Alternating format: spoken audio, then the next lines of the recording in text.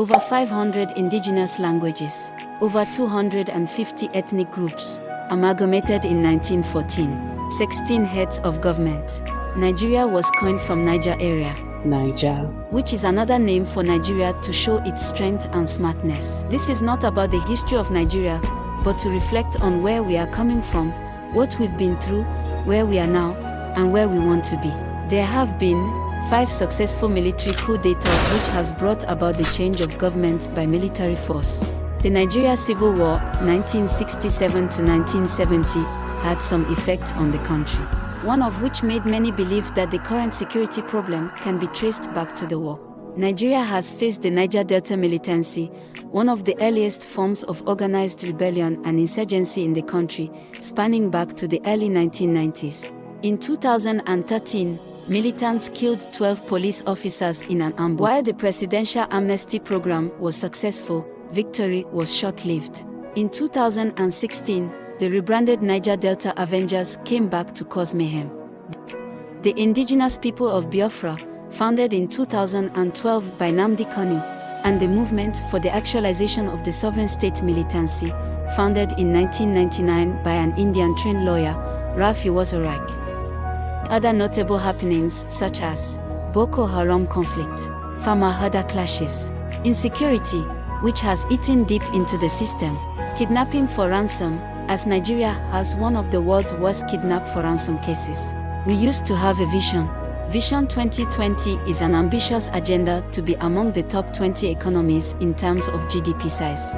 This was birthed by former President Olusegun Obasanjo. What's the point of the vision? If indeed we are among the top 20 in terms of GDP, yet the majority of our population is still stricken with poverty. As of now, we are the 26th ranked in the world in terms of GDP, but also among the top 10 in the Misery Index according to Wikipedia. So, what's the point? Hence, why we have a new vision. Our vision as a country is to lift 100 million Nigerians out of poverty.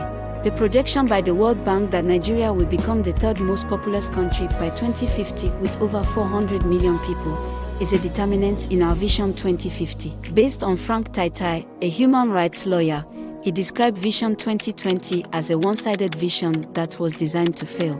It failed because it was meant to fail. Citizens did not buy into it. They were not carried along. This, I agree with.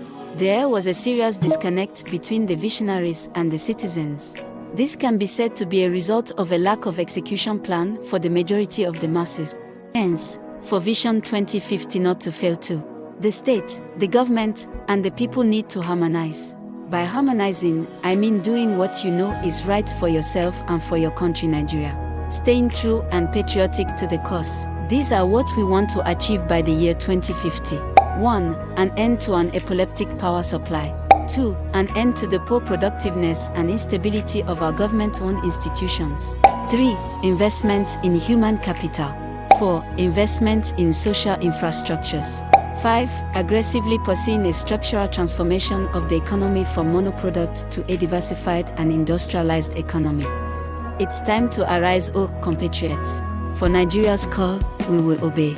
We will serve with heart and might. And Nigeria will blossom again with our efforts and with God on our sides. Amen.